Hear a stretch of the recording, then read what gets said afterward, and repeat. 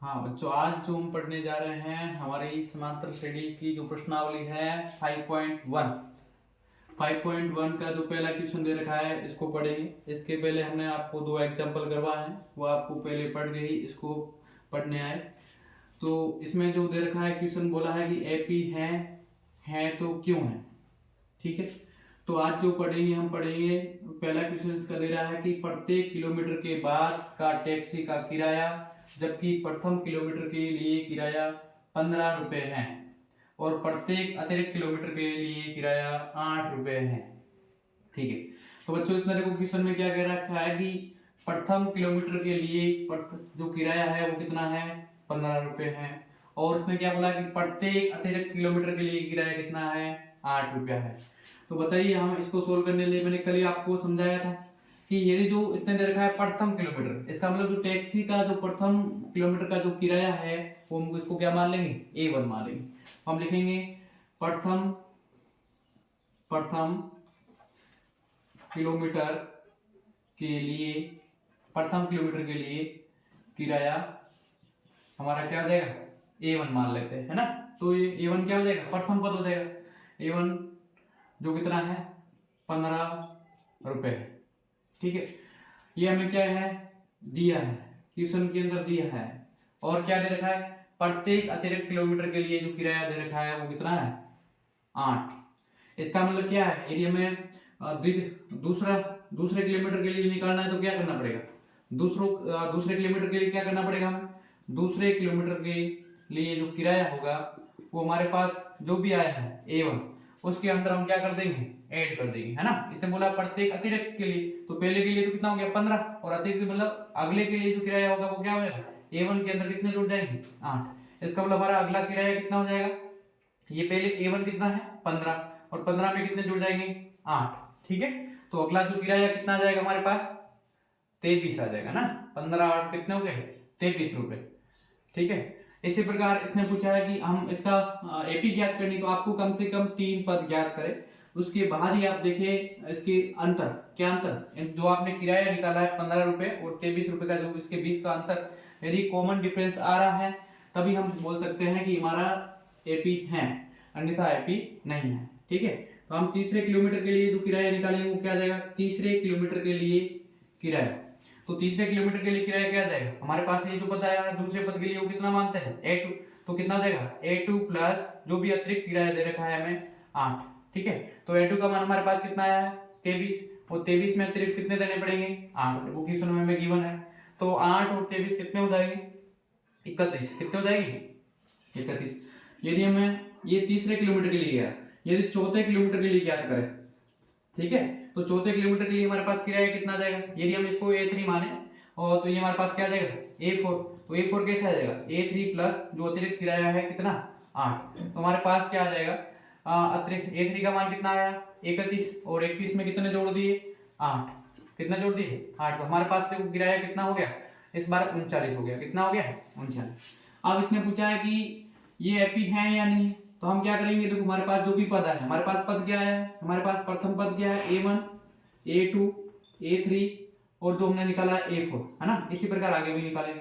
ठीक है, तो हमारे पास ये पद दे रखे हैं, ये दे रखा है 15, इसके बाद दे रखा है 23, 23 के बाद हमारे पास कितना है 31, 31 के बाद कितना है 39, और इसी प्रकार हमारी सीरीज आगे बढ़ रही है।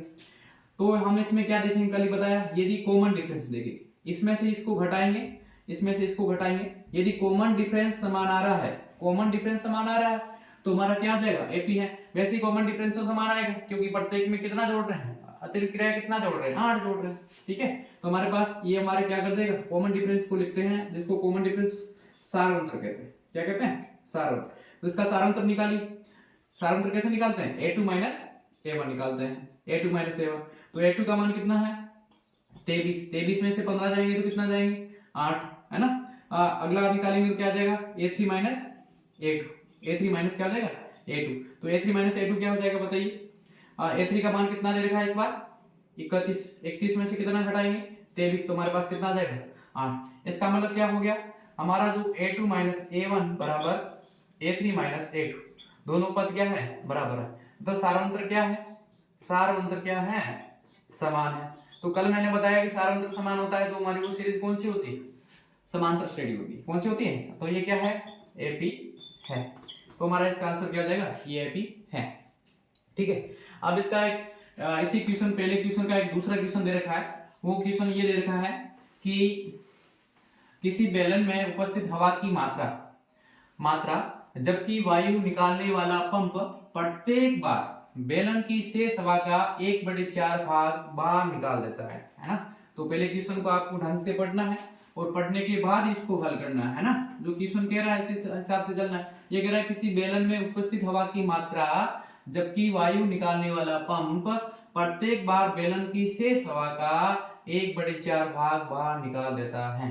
तो हम मानते हैं कि माना कि बेलन में उपस्थित हवा की मात्रा A1 पर मानेंगे, है ना। बेलन में उपस्थित हवा की मात्रा कितनी मानते हैं, बेलन में उपस्थित हवा की मात्रा, बेलन में उपस्थित किसकी मात्रा, हवा की मात्रा। यदि हमारा जो A1 है वो कितनी है, x, है ना, x मान लेते हैं। जब ये क्या कह रहा है कि जबकि वायु निकालने वाला पंप प्रत्येक बार बेलन की शेष हवा का 1/4 भाग क्या निकाल देता है, बाहर निकाल देता है। तो इसका मतलब हमारा ये तो कौन सा हो गया, प्रथम पद हो गया। अब हमें यदि बेलन का जो द्वितीय पद याद करना है तो हम द्वितीय पद कैसे करेंगे। हमारे पास ये दे रखा है प्रत्येक बेलन क्या करता है, हवा की 1/4 भाग बाहर निकाल देता है ना। तो इसका मतलब हमारे पास ये जो x है, x में से कितना बाहर निकाल देता है, x का 1/4, x का 1/4 बाहर निकाल देता है ना। प्रत्येक बार हवा का 1/4 भाग क्या निकाल देता है, बाहर निकाल देता है ना। यदि हमारे पास इसको x कॉमन ले लेते हैं तो हमारे पास क्या बचेगा, यहाँ से 1, इधर से क्या बचेगा, -1/4। 4 का हम एलसीएम लेके इसको करेंगे तो उसका मल्टीप्लाई 4 में से 1 चला जाएगा तो हमारे पास कितना बचेगा, 3/4x। ठीक है, इसी प्रकार हमारा जो तीसरा पद याद करेंगे तो तीसरा पद क्या आ जाएगा।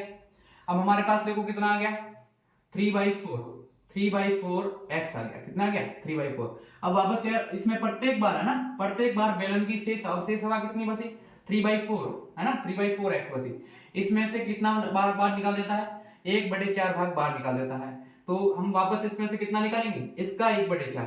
इसका मतलब 3/4 है हमारा, 3/4x है, इसका कितना निकालेंगे, 1/4 भाग वापस क्या निकाल देंगे, बाहर निकाल देंगे।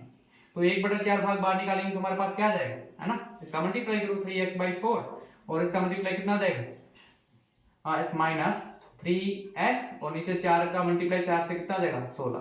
कितना हो जाएगा, 16। यदि हम इसका एलसीएम लेंगे तो हमारे पास जो एलसीएम आएगा वो कितना आ जाएगा, 16। ठीक है, हम 4 का इसमें डिवाइड करेंगे तो 4 कितनी बार जाएगा, है ना, 3 बार जाएगा। कितनी बार जाएगा, 3 बार। तो 3 और 3 का गुना करेंगे तो हमारे पास कितना जाएगा।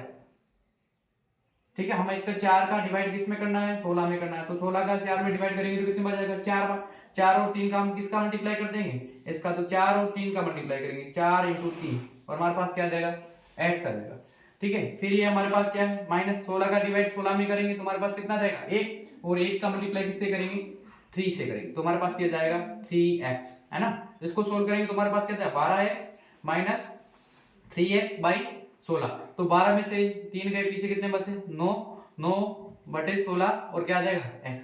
इसका मतलब हमारे पास क्या आ गया, हमारे पास A1 आ गया x, हमारे पास A2 कितना आ गया, हमारे A2 कितना आ गया, 3/4x, A3 कितना आया, 9/4 16x। इसी प्रकार आगे हमारे पास बढ़ते रहेंगे। तो इसने पूछा है कि AP है या नहीं है, तो मैंने पहले बताया AP है या नहीं है। तो इसके लिए क्या निकालोगे, इसके लिए आपको चेक करना है सार अंतर। यदि सार अंतर इसके अंदर आप कॉमन डिफरेंस देखोगे, यदि कॉमन डिफरेंस इक्वल आ रहा है तभी आप कह सकते हो कि ये AP है, अन्यथा AP नहीं है। तो हमारे पास देखो सार अंतर निकालेंगे D, तो D कैसे निकालेंगे, A2 - A1 कर देंगे। नेक्स्ट पद में से पहला पद क्या कर देंगे, घटा देंगे। तो हमारे पास A2 कितना है, 3/4। A2 कितना है, 3/4x है और हमारे पास A1 कितना है, -x है। तब हम इसको घटाएंगे तो हमारे पास क्या बच जाएगा, देखो इसके नीचे 1 कुछ नहीं था, मैंने 1 कर दिया। तो हमारे पास इसका एलसीएम कितना जाएगा, 4 का डिवाइड 4 में करेंगे तो कितने बार, 1 और हमारे पास कितना जाएगा, 3x। ठीक है, 1 का इसमें कितने बार जाएगा, 4 का मल्टीप्लाई इससे किससे करेंगे, इससे। तो हमारे पास कितना जाएगा, 4x। कितना हो जाएगा, 4x। इसमें से हम इसको घटाएंगे तो हमारे पास कितना जाएगा, 3x - 4x का -x/4 आ जाएगा। माइनस कितना आ जाएगा, x/4। अब अकेले ज्ञात करने से पता नहीं होगा, हमें नेक्स्ट पद का भी ज्ञात करना पड़ेगा। कौन से पद का, हमें ज्ञात करना पड़ेगा A3 माइनस A2। हमें क्या ज्ञात करना पड़ेगा? A3 माइनस A2 ज्ञात करना पड़ेगा। यदि हम A3 माइनस A2 ज्ञात कर लेंगे तो हमारे पास अब क्या करेंगे नेक्स्ट A3 माइनस A2 क्या ज्ञात करेंगे? A3 minus A2। तो हमारे पास A3 का मान कितना है? 9/16x माइनस A2 का मान कितना है? हमने जो A2 का मान निकाला था वो कितना था? A2 का मान था हमारे पास 3/4x। कितना था? 3/4x। हम इसका यदि निकालेंगे तो हमारे पास कितना आ जाएगा? इसका 16। इसका एलसीएम कितना आ जाएगा? 16। 16 का डिवाइड 16 में करेंगे तो कितना आ जाएगा? 1। 1 का मल्टीप्लाई किससे करेंगे? 9। 9 के साथ गुणा किसका? x का। x लिख देंगे। यहाँ पे क्या है? माइनस, तो माइनस लिख देंगे। 4 का डिवाइड 16 में कितनी बार जाएगा? 4 बार। 4 और 3 का मल्टीप्लाई करेंगे तो कितना आ जाएगा? 12। 4 और 3 का मल्टीप्लाई करेंगे कितना आ जाएगा? 12। तो हमारे पास कितना आ जाएगा? x। तो अब हमारे पास देखो 9 में से कितना गया? 12। और हमारे पास कितना बचा? -3x/60। तो देखो यहाँ पे सार्वंत्र कितना आ रहा है? -3x/60। और यहाँ पे कितना आ रहा है? -x/4। दोनों इक्वल आ रहे हैं? नहीं आ रहे हैं। इसका मतलब क्या हो गया? इसका मतलब हम कह सकते हैं, अतः हम क्या कह सकते हैं कि A2 minus A1, A3 minus A2 दोनों क्या है? बराबर नहीं है। इसका मतलब क्या लिखेंगे? सार्वंत्र क्या है? सार्वंत्र समान नहीं है। क्या नहीं है? सार्वंत्र समान नहीं है। इसलिए ये क्या है? ये एपी नहीं है। ये एपी नहीं। ठीक है।